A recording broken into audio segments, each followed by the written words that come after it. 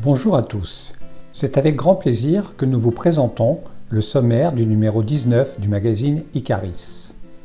Nous avons choisi de consacrer notre dossier du mois à deux scientifiques qui ont découvert que le code génétique pouvait non seulement remplir toutes les fonctions biologiques nécessaires à la vie, mais aussi y inclure un message ou un signal codé.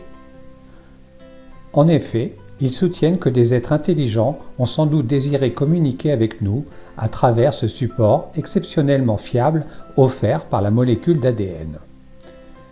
Dans ce numéro, vous trouverez également un article passionnant sur Jacques Vallée et les crop circles. Depuis quelques années, l'astronome pense que ces figures pourraient être réalisées depuis le ciel.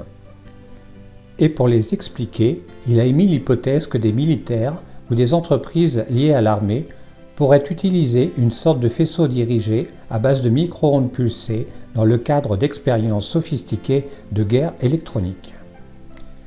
À découvrir également dans ce numéro la seconde partie de notre dossier consacré à la recherche d'informations et de documents sourcés au sujet des disques volants allemands du Troisième Reich.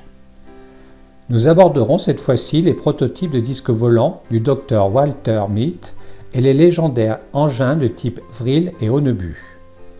La presse, puis la culture populaire ont dit que ces soucoupes volantes étaient un mythe, mais qu'en est-il vraiment? Enfin, à la fin de ce numéro, vous trouverez une interview de Chéna Lebeau au sujet de la télépathie et de la communication animale.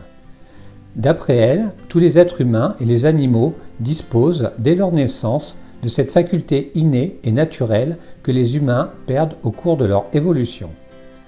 Chéna maîtrise cet art de la communication avec les animaux et elle partage avec nous les secrets de cette aptitude. Nous espérons que ce sommaire vous donnera envie de découvrir notre magazine et de participer à cette aventure sur la route de la curiosité et de la connaissance.